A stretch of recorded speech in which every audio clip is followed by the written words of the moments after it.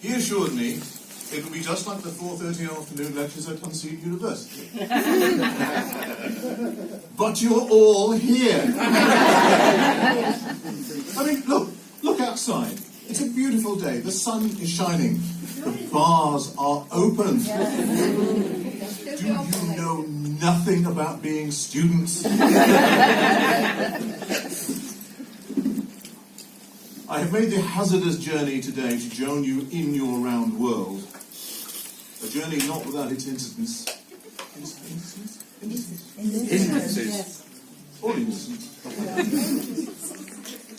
One of which is that my notes remained on the disc, but never mind. I've scraped together a few more. Let's just see how this goes.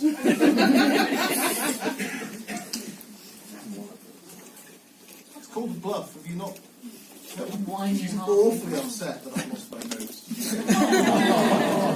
Isn't that sweet? I'm sleeping in the corridor tonight, aren't I? Stay involved with the rest of us. Best offer I've had all day. Now, the Faculty of Medicine at Unseen University is undoubtedly the most famous, most prestigious, most well-regarded school of medicine in the entirety of Unseen University. I oversee all research and practice regarding dragons. I work with a large team of colleagues who do other stuff. We're best known for the way we dealt so well with the matter of the escaped Great Spell. As you may recall, when the student Rincewind was brought to us, my then predecessor assessed the situation and decided correctly not to attempt to remove the Great Spell, a choice of actions which was proven to be correct later in our history. Now, that doesn't take it. It seems that the boundary between your world and my world is thin and allows ideas, concepts, even things such as myself to pass through. And it would seem that the history of the disc has leached through into your round world. And our very history is available to purchase in your bookshops. In the writings of a Mr. Terry Pratchett,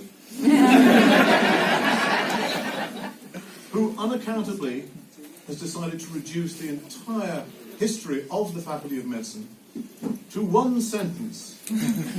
One sentence in The Colour of Magic. And never are we mentioned again.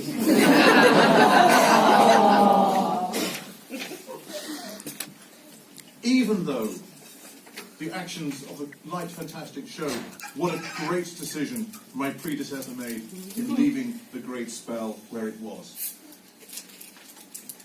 But I'm here to talk about dragons. How many species of dragon are there on the disc?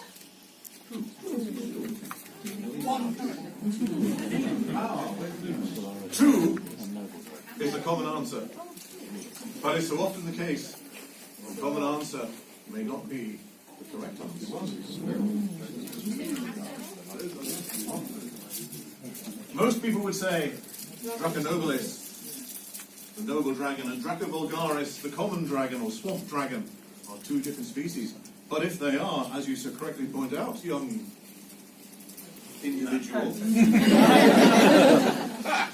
if they are different species, what the hell is going on at the ends of Guards Guards? But although these are the only two species of dragon known to have entered Ankh-Morpork, you need to look at the bigger picture.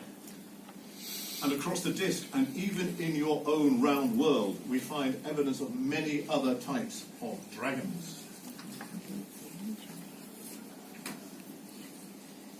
This cute little fellow is a Quirmian dragon, an illustration of a book printed about 900 or 950 years ago. Images, information pictures of dragons are very hard to come by. Dragons are notoriously shy creatures and regard their personal privacy very highly, which is why you will never find a dragon on Facebook. If you look closely at this chap, you can see he has 2 legs with claws, 2 wings, doesn't appear to be...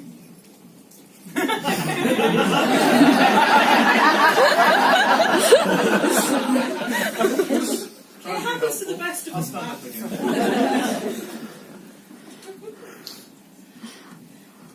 So, as I was saying, 2 legs, 2 wings. If you compare him with Draca nobilis and Draca vulgaris, you'll see that they have 4 legs and 2 wings. Different species, it would seem. Over on the Stowe Plains, this painting shows another type of dragon.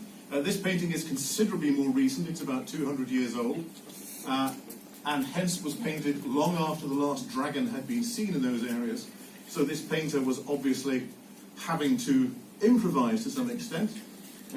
This dragon, as you can see, again has 4 legs, 2 wings, apparently does breathe fire. But if you look at it, it really doesn't look like a creature, does it? It looks like something put together out of an artist's sketchbook. You can see dog, snake, bat, lizard, and peacock. Or, if you look at it another way, you can see the combination of artist and scumble.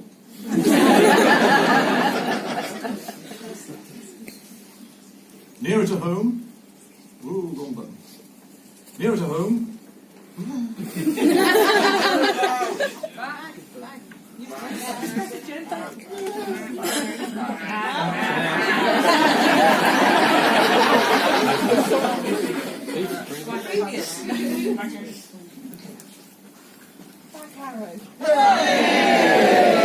I'm a professional lecturer, you know. Of course you are. Well, it depends how you define paid, really, doesn't it? Anyway, nearer to home, although hopefully not too much nearer to home, we find the Chlamydosian dragon. The Chlamydosian dragon, again, 4 legs, 2 wings, doesn't seem to breathe fire. It's traditionally always depicted as a solid red colour. It's unlikely that it doesn't breathe fire to the ancestor of Draco nobilis. Further afield, on the counterweight continent, we find more creatures. I haven't been drinking, have I seen it? Maybe you should start.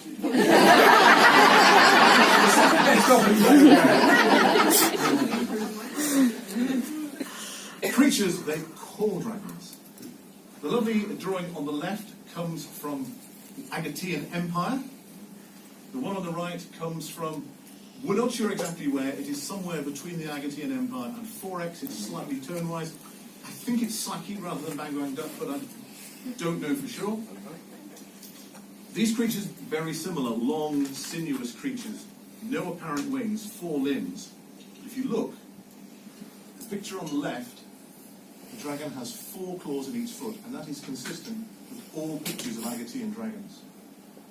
The dragon on the right, and this is consistent with all pictures from that area, shows a dragon with 3 claws on the foot. Different species, or artist in a hurry.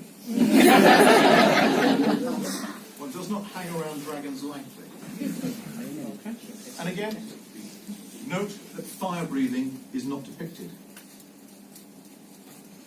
Here we have what the Ethiopians call a dragon. Again, notice the absence of fire. Also notice the absence of legs or wings. Is it really a dragon?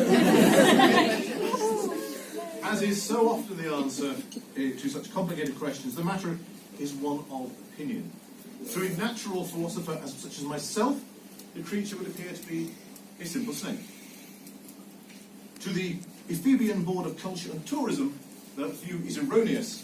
They retained the services of the philosopher Ibid to show that this was so. And he reasoned that this is in fact a chimera, a creature made of parts of other animals, such as the griffin, which has the hindquarters and hind legs of of a lion, the head, wings, and talons of an eagle. Or the first of all the chimeras, which was known as the chimera,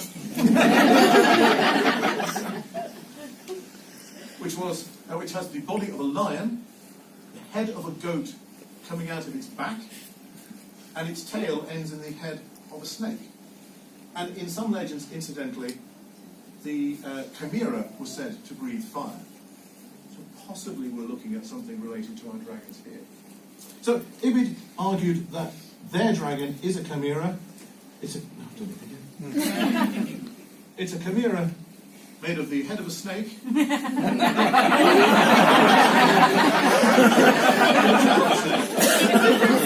But they're different snakes.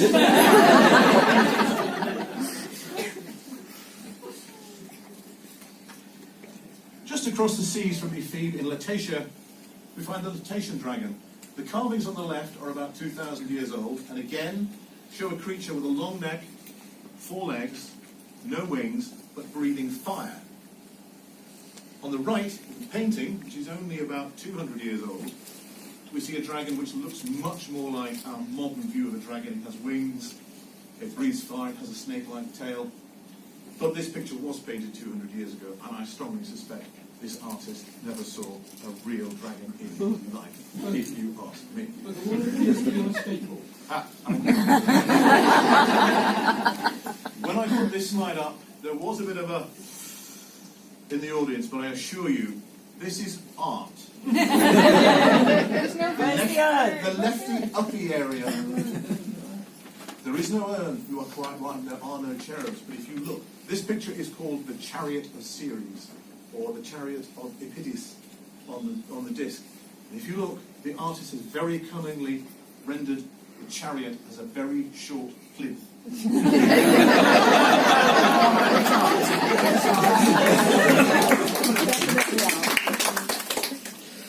Ceres on your world is the goddess of all agriculture.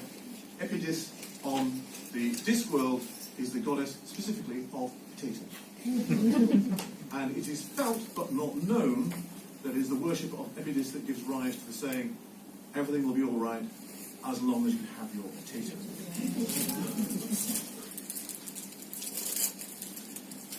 So how many species of dragon are there?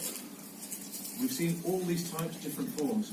2 legs, 4 legs, no legs, wings, no wings, breathes fire, doesn't breathe fire. To be blunt, we don't know. The ultimate arbiter over whether 2 groups of animals will be considered species or not is whether they can interbreed. And trust me, getting information on whether 2 dragons are going to breed is harder than you think. We now know. Poor Professor Slatefox. They will only breed when no one is around. And if someone's around, they make sure no one's around. So, that's what we're talking about, dragons. But I'm interested in the applications and importance of dragons in medicine. And first of all, I'll start with diseases caused by exposure to dragons. The medical literature on the disc contains, well, I can't say many, but contains some of these. Medical literature on your round world doesn't seem to have any. Strange place you live. There are 3 main conditions caused by exposure to dragons.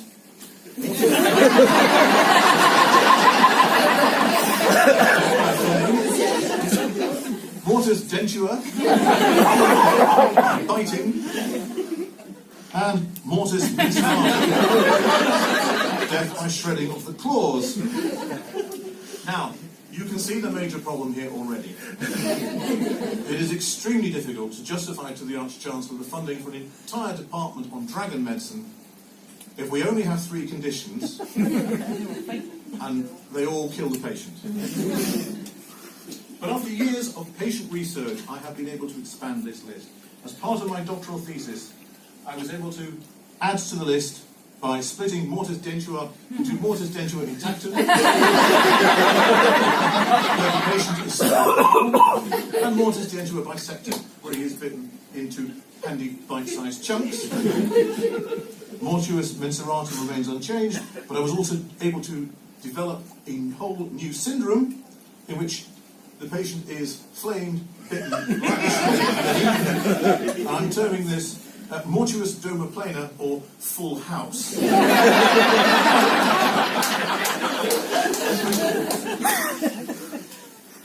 Some people may agree with the popular opinion that there is no point in classifying diseases in such a way that you can only apply it after the patient has died. As Mr. Slant himself says, nunquam renere are mortuis, dead men pay no bills, which is a very important aspect of medicine. And to those of you who say that I am merely making academic distinctions here, may I point out I am an academic. It is my purpose to make academic distinctions. Thank you. So, let us move on to therapy. Astonishingly, I found one area in which the round world and the disc world agree.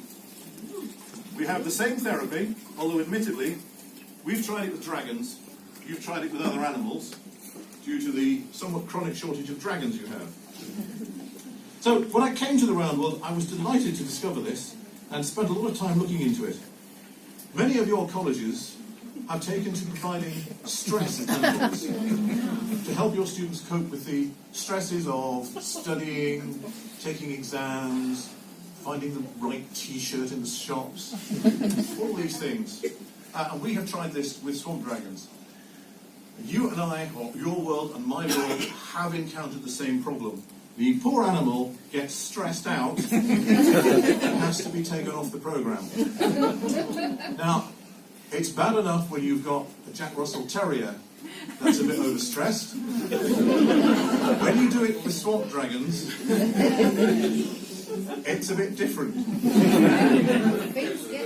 When one of them goes off, the problem is they are pack animals and do tend to follow the leader. So we only tried that once. Fortunately, we tried it in a room we'd rented from the Guild of Alchemists. They're used to that sort of thing. And I suspect they wouldn't have noticed if we hadn't pointed out the holes in the ceiling. We had to abandon it, and it's a great shame. But over here on the round world, things are very different. It seems an enormous amount of dragon information has leached through. Astonishing amount. There are many, many medical products available in your round world to purchase, made from dragons. Even though you don't have any dragons.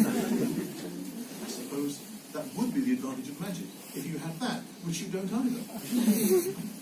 I sometimes wonder how you poor people get through the day. So, we have this wonderful list: dragon blood, dragon bone, dragon teeth, dragon saliva, dragon brain, and dragon blood. Dragon blood, which in China is called Chu Chi, or, well, I don't know, to be honest, but that's how it's written down. Dragon's blood. Yes, that's right. Dragon's blood, pronounced dragon's blood. As you can see, it's a crumbly powder material, usually supplied as a fine powder. It has a lot of uses, as tends to be the case with natural medical products. It's felt to be anti-inflammatory. It's good for inflammation of ulcers. It's good for diseases of the bowels. It fights off viruses. And there's a lot of genuine, high-quality research that says topical preparations containing dragon's blood can possibly do all these things. But there is one small problem with making medicines out of dragon's blood, and it's to do with identification. There's more than one sort of dragon's blood. One sort is made from the resin of a group of plants. And you can well imagine that a complex biochemical mass like that could have all sorts of properties. The other is a mineral. It's dug out of the ground. And for many, many years, the scientists of your world didn't know where it came from. Your great elder, Pliny the Elder, stated that dragon's blood mineral was made when dragons and elephants fought, and their blood mixed and ran into the ground. The thing is, we now know that the dragon's blood you dig out of the ground is a mineral called cinnabar, or mercury sulfide. And if you swap a herbal extract for some mercury salts, sometimes the patients can tell the difference. Only sometimes. Well, they may notice the difference, they just can't tell you about it. Mercury has been used, and cinnabar has been used in round world medicine for centuries. Oops. Next picture. I should be looking over there. Mercury has been used as a round world medicine for centuries. In the Middle Ages, alchemists used mercury in their experiments to try and convert base metal into gold. And they would heat mercury up, often in enclosed spaces, and inhale a lot of the vapour and get mercury poisoning. And the thing is that the symptoms of mercury poisoning look very like, or at least to the 16th century eye, look very like the symptoms of syphilis. And using the well-known doctrine of similia similibus curantur, like cures like, it was decided that if you had a patient who had syphilis, giving him mercury poisoning would sort that out. You think my world is the silly one. So this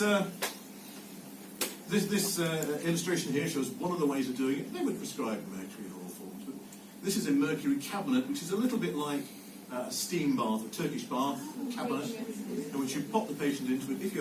If you're kind, you give him a window to stick his head out. And underneath him, you light a fire, and you put some cinnabar. And the mercury vapour boils off, he inhales it, gets mercury poisoning, and hopefully pays his bills pretty quickly. For many years, mercury was, as a lot of remedies have been in your history, a cure with no known disease. But that didn't stop physicians spending a long time looking for one. They would even prescribe it for constipation. I suppose might have mercury it'll...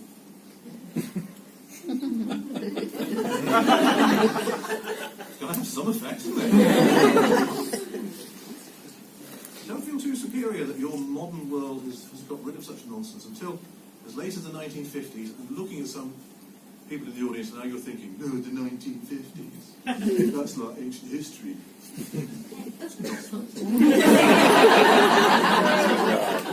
Until the 1950s, a common teething salve for babies was made with mercury. And it was so commonly used and so poisonous, it caused an epidemic of a condition called pink disease, or acrodynia, which the poor infants would get painful fingers as it interfered with their bone growth. You don't see that anymore, I'm delighted to say, but until, 70 years ago, it was common. So much for dragon blood. Dragon's teeth, again, widely available in your world, apparently. Highly esteemed as medicines, mainly what we would call psychiatric medicines these days, or mood-altering medicines, so it's good for spasms, madness, the 12 kinds of convulsions of children.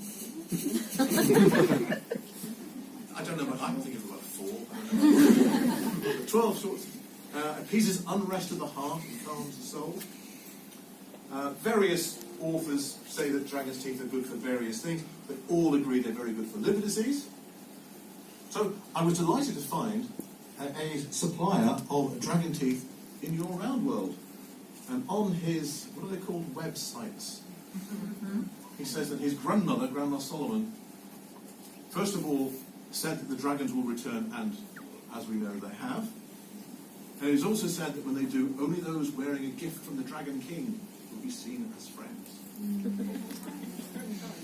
Yeah, ancient records often get a little bit...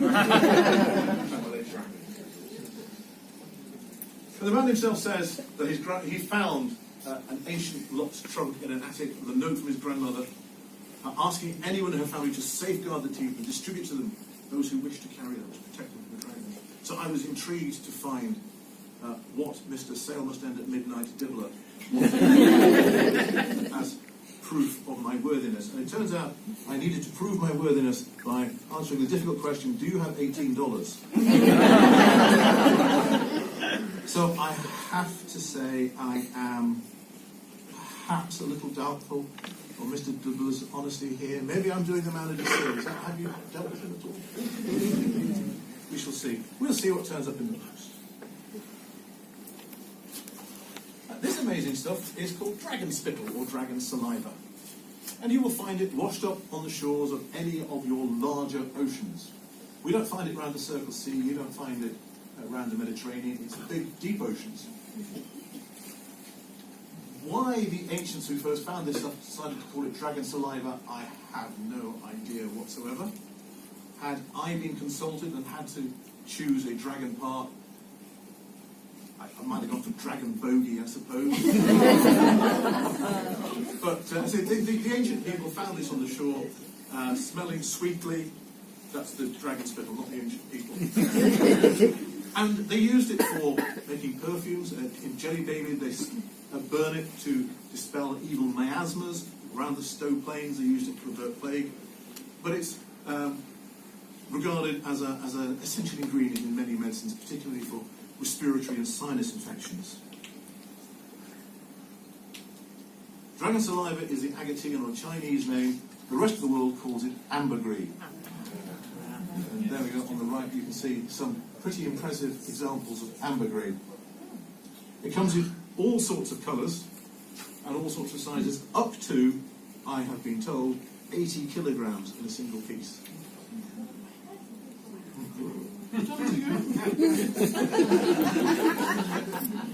97 times I rehearsed this. 97 times it all went horribly wrong. Ambergris is formed in the bile ducts and intestine of sperm whales. And your round-world scientists know that because they occasionally find dead whales with it in place. And sometimes the lumps which are retrieved have giant squid teeth in them. And the suspicion is that the function of ambergris is to encase the sharp tooth so that it can be passed through without doing any harm. That's the suspicion. It's a difficult experiment to do, but that is the current belief. You will sometimes see that ambergris is described as whale vomit, but it's thought that only the very largest pieces are regurgitated, and anything that's small enough to pass through is allowed to pass through.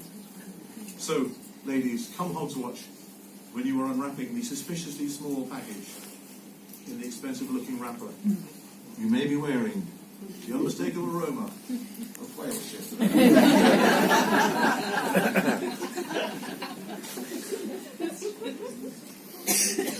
I'm just an old romantic at heart. Dragon's bone. Dragon's bone or long gu to the Chinese. If you think of dragon bone, you might think of something like this. And when I discovered that dragon bone is, again, easily purchasable on your interweb of tubes, I was really excited and I thought I'd get one of these for my office. So I was somewhat disappointed when I followed the merchant's trail to find that this is what they sell as dragon bone. In fact, the big piece at the bottom they would sell as dragon bone, the smaller pieces at the top they would sell as dragon teeth. But again, these are very widely used remedies in China, mainly for intestinal ailments and emotional or psychiatric distress, said to promote yin, which sounds good. I have not enough yin, too much yang. I don't know. We don't have yin and yang on the disc.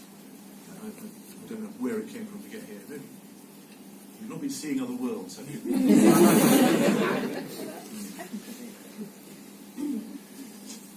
But most of the dragon bone dug up and sold is in fact fossils, animal fossils, not generally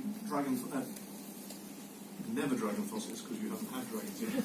Generally not dinosaur fossils, and they're usually much newer mammalian fossils. And there's loads of them. This particular fossil is a very interesting one. About 100 years ago, a new set of hominid bones was discovered near Peking, and they were thought to represent a new form of early man, Homo erectus pekiniensis. or Peking man. In 1941, when China had been occupied, not China, it takes a lot to occupy China. Peking in those days, Beijing had been occupied by the Japanese before a formal declaration of war. A decision was made to take these very rare specimens, in fact unique specimens, out of China to America for protection. Transport was arranged to an American freighter which was going to take them across the Pacific to America, where they would go to the Museum of Natural History in New York. They never made it. Many attempts have been made to try and track what happened to them, but really we don't know. Two stories, sort of, as the years go by, become less and more popular. One is that they were put on a ship, the ship sank. These things happen. The other is that they were stolen and ended up in the dragon bone trade. They were ground up and included in traditional Chinese medical products. Terrible loss. But I must admit, I have to ask myself, given that it's been fossilized, is it still cannibalism?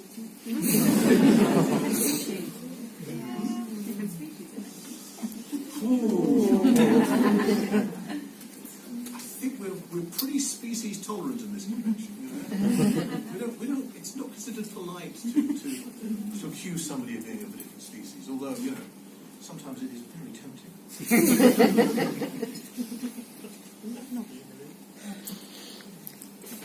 Another product you'll come across is dragon brain, which is said to be fossilized algae.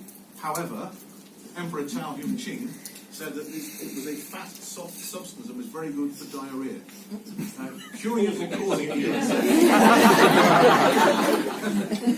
But nonetheless, it seems unlikely that a soft, fatty substance would be fossilized algae, and it may well be he was using living algae. There is actually a lot of research work going on in your round world into extracting chemically, pharmaceutically useful products from algae. The two I've shown there, again, and this is just a wonderful example of how the names cause enormous confusion. The one on the top, I think, is dragon tongue, and the one underneath is dragon breath. So dragon seems a very popular name for anything that's red, but there is sort of no standard of enforcement of these names.